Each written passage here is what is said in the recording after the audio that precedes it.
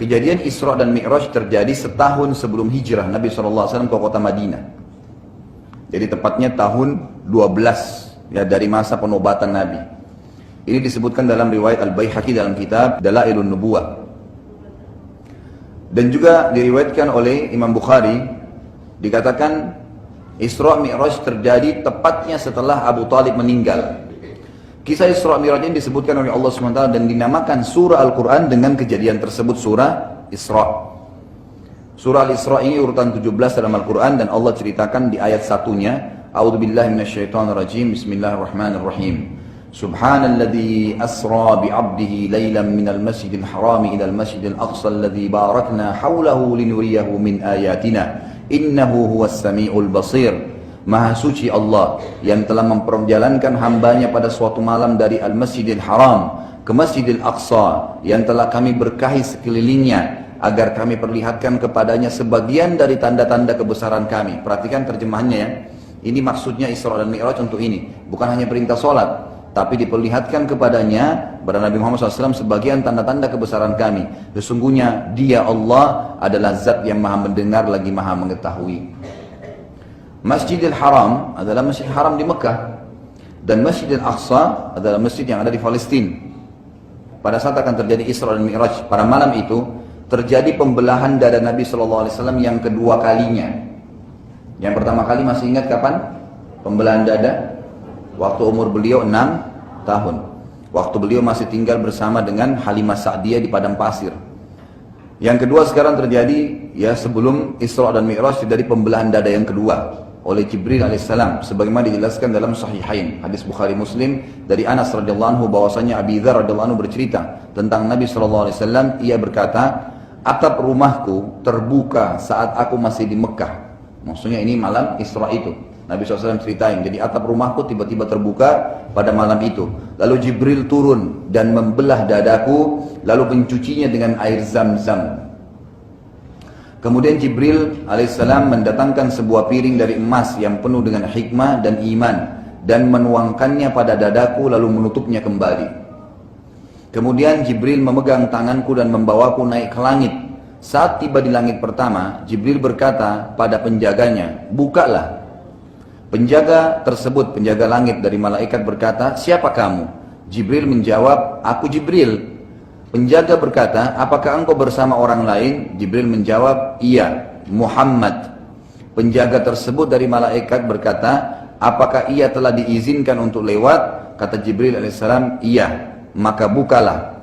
Maka dibukalah pintu langit pertama. Ada beberapa riwayat Bukhari yang lain menjelaskan, kata Nabi SAW, pada malam aku diisrakan, aku dijalankan malam hari, aku sempat tertidur, lalu aku melihat datang kepadaku Jibril dan bersamanya burak.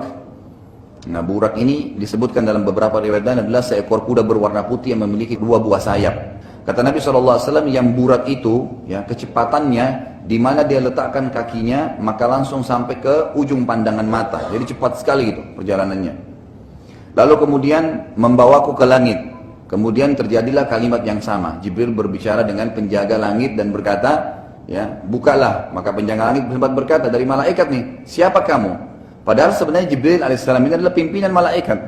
Pimpinan para malaikat. Kata sebagian ulama hadis, berarti pintu langit itu tertutup rapat dan juga menjadi hijab terhadap para malaikat.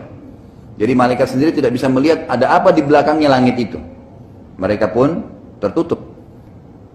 Lalu kata Nabi SAW, saat kami sedang di langit pertama, kami melihat seseorang yang sebelah kanannya terdapat sekelompok orang dan sebelah kirinya juga sekelompok. Ada orang lagi duduk, sebelah kanannya ada orang, sebelah kirinya ada orang, sekelompok-sekelompok gitu. Bila orang itu melihat ke arah kanannya, maka ia tertawa. Dan bila ia lihat ke arah kirinya, ia menangis. Ia berkata kepadaku, selamat bertemu wahai anak yang saleh dan nabi yang saleh. Aku bertanya pada Jibril, siapa orang ini wahai Jibril? Nabi SAW tidak tahu. Kata Jibril AS, ia adalah Adam. Dan yang di kanan dan kirinya adalah keturunannya. Yang di sisi kanannya penghuni surga. Makanya dia tertawa dan tersenyum waktu melihat mereka. Dan yang di sisi kirinya adalah dari keturunan yang merupakan penghuni neraka. Wa na'udzubillah. Karena itulah, bila ia melihat ke arah kanan ia tertawa, dan bila ia lihat ke kiri dia menangis. Lalu aku dibawa oleh Jibril ke langit yang kedua. Saat tiba di langit kedua, Jibril berkata lagi pada penjaganya, ada lagi penjaga langit kedua. Bukalah. Lalu penjaga tersebut menanyakan sama dengan penjaga langit pertama. Siapa engkau? Dia mengatakan Jibril. Siapa bersamamu? Muhammad. Apakah dia sudah diizinkan? Iya. Bukalah, baru dibuka pintunya. Riwayat Bukhari lain menjelaskan juga bahwasanya Nabi SAW bersabda, saat saya sedang di Masjidil Haram, Jibril SAW datang kepada saya lalu membawa saya dengan burak atau hewan antara kuda dan keledai, dan membawa saya ke Masjid Aqsa. Kalau tadi kan riwayat pertama itu langsung ke langit. Nah ini riwayat yang kedua menjelaskan ke Masjid Aqsa. Maka Nabi SAW pun lalu masuk dalam masjid dan ternyata di dalamnya berkumpul seluruh Nabi. Lalu beliau SAW ya, sholat dan mengimami mereka. Bagaimana? Allahu alam, kita nggak tahu. Jadi ini jelas alam ruh ya. Karena semua Nabi-Nabi dan Rasul itu dihadirkan oleh Allah SWT di Masjid Aqsa waktu itu, dan Nabi SAW sholat mengimami mereka. Juga tidak dijelaskan tentang sholat apa itu. Disebutkan juga dalam ringkasan riwayat, burak mempunyai kecepatan dengan meletakkan sekali kakinya maka langsung sampai ke tujuan. Juga bisa dibayangkan bagaimana kemuliaan Masjid Aqsa pada saat itu, sampai semua Nabi alaihimussalam kumpul dan sholat berjamaah dan dipimpin oleh manusia yang terbaik, Nabi kita Muhammad sallallahu alaihi wasallam. Lalu Jibril alaihissalam datang dan membawa 2 buah gelas pada saat itu ya. Yang satu berisi susu dan yang lainnya berisi khamar. Lalu Nabi SAW disuruh pilih, yang mana kau pilih wahai Muhammad? Nabi SAW mengatakan, maka aku pun memilih susu. Dan Jibril berkata, engkau telah memilih dengan benar, maka engkau dan umatmu mendapatkan petunjuk. Lalu saya dimi'rajkan ke langit. Sebagaimana ya ada juga di dalam bahasa Arab, mi'raj itu bisa berarti sebuah tangga yang dinaikin. Orang kalau naik ke atas pakai tangga namanya mi'raj. Nabi SAW mi'raj ke langit ya, menaiki sebuah tangga terbuat dari cahaya. Sekejap saja Nabi SAW dengan Jibril SAW sampai ke langit bumi atau langit pertama. Lalu Jibril SAW mengetuk pintu langit pertama. Malaikat penjaga langit pertama bertanya, siapa? Jibril SAW berkata, saya Jibril. Malaikat penjaga berkata, siapa bersamamu? Jibril berkata alaihissalam, Muhammad. Malaikat penjaga berkata, saya tidak diizinkan kecuali untuknya. Ini riwayat lain ya, riwayat Bukhari. Jadi tadi pertama mengatakan apakah dia sudah diizinkan, tapi riwayat kedua mengatakan saya tidak mengizinkan manusia masuk ke sini kecuali dia, Muhammad saja. Malaikat penjaga berkata, saya tidak diizinkan kecuali untuknya. Lalu Nabi SAW naik, dan pada langit pertama beliau melihat SAW seseorang yang sangat besar dan tinggi badannya mencapai 60 siku ke langit. Kalau 60 siku ini kurang lebih 27,5 meter tingginya ke langit, kayak raksasa gitu kan. Setiap kali dia lihat ke sebelah kanannya maka ia tersenyum, dan setiap kali lihat ke sebelah kirinya ia menangis. Nabi SAW bertanya padanya atau pada Jibril, siapa orang tersebut? Jibril SAW mengatakan itu adalah ayahmu Adam alaihissalam. Bila ia melihat ke sebelah kanannya ia tersenyum karena melihat dari keturunannya yang merupakan penghuni surga, dan bila ia melihat ke sebelah kirinya ia menangis karena melihat keturunannya yang akan masuk neraka. Saat bertemu dengan Adam alaihissalam maka Nabi Adam alaihissalam berkata, selamat datang wahai anak yang soleh. Saya diperlihatkan 2 mata air yang mengalir dengan kencang, kata Nabi SAW pada saat itu ya, masih kisah di langit pertama. Saya bertanya pada Jibril SAW, apa itu? Jibril berkata itu adalah sumber mata air Nil dan Furat. Nah ini kalau sungai Nil ada di Mesir, kalau Furat ada di Turki. Lalu kata Nabi SAW, saya juga diperlihatkan orang-orang yang berenang di lautan darah, dan di pinggiran lautan itu seseorang yang menunggu. Siapapun yang sampai di pinggiran langsung dihantam pada mulut mereka dengan batu hingga mulutnya hancur dan terpaksa jatuh ke lautan tersebut lagi. Saya lalu bertanya pada Jibril, siapa mereka itu? Kenapa begitu luar biasa siksaannya? Jibril menjawab, mereka itu para pemakan harta anak yatim. Yang ketiga kata Nabi SAW, aku diperlihatkan orang-orang yang perutnya penuh dan membesar, dan tiba-tiba saja segerombolan orang diseret dengan keras dan menginjaki perut-perut mereka.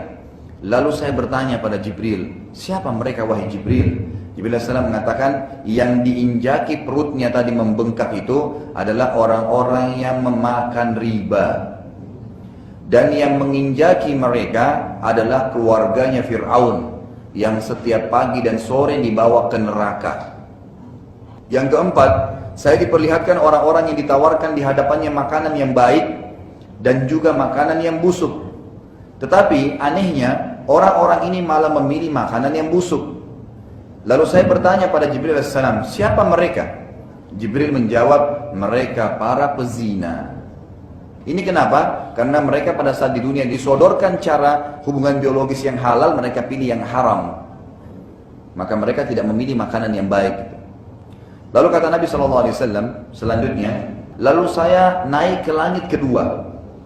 Dan di sana saya melihat dan menemukan dua nabi yang berhubungan kerabat secara langsung. Mereka adalah Isa dan Yahya alaihimassalam. Isa berkulit putih dan rambutnya berminyak, seakan-akan baru saja mandi. Dan Isa alaihissalam tidak tinggi juga tidak pendek. Keduanya berkata kepadaku, selamat datang wahai saudaraku yang soleh. Lalu aku dinaikkan ke langit yang ketiga, dan aku menemukan di sana Yusuf alaihissalam. Dan Nabi SAW mengatakan, aku benar-benar kagum melihatnya dan benar ia telah dikaruniakan setengah kegagahan dunia. Kemudian langit yang keempat, aku bertemu dengan Idris alaihissalam.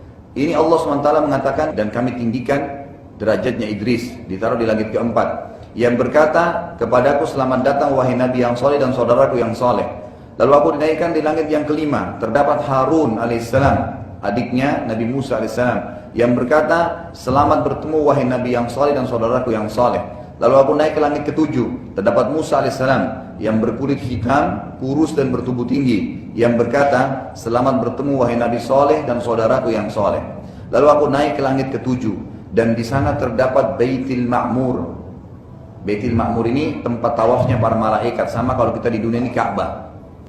Lalu kata Nabi SAW, pada Baitul Ma'mur ada seorang yang sudah tua dan sedang bersandar padanya. Dan ia adalah orang yang paling dekat dengan Nabi kalian wajahnya. Lalu aku bertanya, siapakah orang itu? Ternyata dia adalah Ibrahim alaihissalam. Ya. Dan Ibrahim alaihissalam berkata, selamat datang wahai anakku yang soleh. Lalu saya bersama Jibril alaihissalam sampai ke Sidratil Muntaha. Yang Sidratil Muntaha itu tidak bisa lagi digambarkan indahnya, karena penuh dengan daun-daun sebesar kuping gajah dan dipenuhi dengan perhiasan. Pada saat itu Jibril alaihissalam berubah menjadi poster aslinya malaikat. Jadi tadi waktu datang masih seperti manusia. Sampai ke langit ketujuh, barulah Jibril alaihissalam kembali sebagai poster malaikat. Ini Allah ceritakan dalam surah An-Najm, urutan 53 ayat 13 sampai 18. Dan sesungguhnya Muhammad telah melihat Jibril itu dalam rupa yang aslinya pada waktu yang lain. Ayat 13, ayat 14-nya yaitu di Sidratil Muntaha. Apa itu Sidratil Muntaha? Adalah tempat tertinggi di atas langit ketujuh. Ya.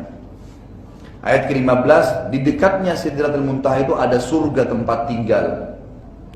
Kemudian ayat ke-16, Muhammad telah melihat Jibril ketika Sidratul Muntaha diliputi oleh sesuatu yang meliputinya. Artinya kelihatan keindahannya. Kata Nabi SAW, saya tidak bisa menggambarkan indahnya karena luar biasanya. Lalu ayat 17, penglihatannya Muhammad tidak berpaling dari yang dilihatnya itu dan tidak pula melampauinya. Artinya terkagum-kagum melihat keadaan Sidratul Muntaha dan juga melihat Jibril dengan poster aslinya sebagai malaikat. Kemudian di ayat 18 dikatakan, sesungguhnya dia, Muhammad telah melihat sebagian tanda-tanda kekuasaan Tuhannya yang paling besar. Maksudnya melihat 7 lapis langit, penghulunya dari malaikat, ruh para nabi-nabi gitu kan, Baitul Ma'mur di sana, Sidratul Muntaha dan seterusnya. Saat itu Jibril AS tidak melanjutkan perjalanan dengan Nabi SAW dan Jibril AS berkata, saya hanya diperintahkan sampai di sini. Nabi SAW berkata, tiba-tiba cahaya Allah Subhanahu Wa Taala menerangi seluruh Sidratul Muntaha hingga menjadi sangat indah dan tidak dapat digambarkan lagi keindahannya. Dan Nabi SAW diajak berbicara oleh Allah Subhanahu Wa Taala tanpa perantara, dan pada saat itu Allah Subhanahu Wa Taala menyampaikan tentang perintah mengerjakan sholat. Kemudian awalnya diperintahkan 50 waktu sholat dan akhirnya dimudahkan sampai menjadi 5 waktu sholat. Tapi 5 waktu sholat pahalanya sama dengan 50 waktu sholat. Kisahnya adalah saat Nabi SAW kembali ya, ke langit tertentu yang bertemu dengan Musa AS. Musa AS berkata, apa yang telah dicatatkan Allah untuk umatmu? Kata Nabi SAW, 50 waktu sholat. Kata Musa AS, kembalilah, mintalah kepada Allah agar diringankan karena umatmu yang sangat lemah. Maka Nabi SAW kembali terus meminta, ada sebagian athar mengatakan, ya atau riwayat yang sahih, itu Allah SWT kurangi, setiap minta 5 waktu sholat dikurangi. Sampai terakhir, yang Musa AS selalu mengatakan, kembalilah masih berat, kembalilah masih berat. Dan Allah SWT mengatakan, wahai Muhammad, dia adalah 5 waktu sholat, tapi pahalanya adalah 50 waktu sholat. Tetap pahalanya besar, karena kita kan setiap satu pahala dilipat gandakan menjadi 10 kali lipat khusus untuk Muhammad SAW.